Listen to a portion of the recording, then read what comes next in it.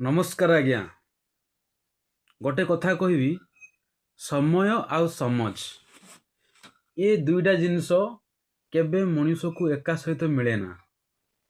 जदि ता पाखरे समय अच्छी समझ न थाए, जदि समझ थाए तो समय न थाए।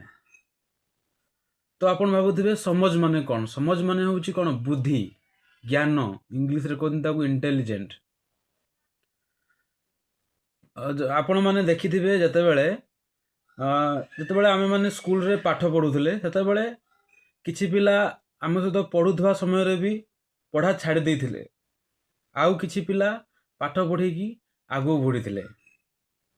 ବର୍ତ୍ତମାନ ସମୟରେ ଯେଉଁ ପିଲା ପାଠ ପଢ଼ା ଛାଡ଼ି ଦେଇଥିଲେ ସେଇ ପିଲା ବର୍ତ୍ତମାନ କହୁଛନ୍ତି ଯଦି ମୋତେ ଏବେ ଯଦି ମୌକା ମିଳନ୍ତା ମୁଁ ଆଉ ଥରେ ପାଠ ପଢ଼ନ୍ତି, କିନ୍ତୁ ତାକୁ ଏବେ ମୌକା ମିଳିବ ନାହିଁ।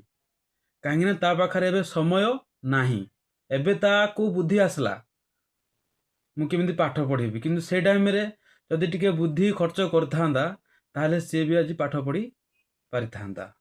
ତ ସାଙ୍ଗମାନେ, ସମୟ ଆଉ ସମଝ ଏ ଦୁଇଟା ଜିନିଷ କେବେ ବି ମଣିଷକୁ ଏକା ସହିତ ଆସେନି।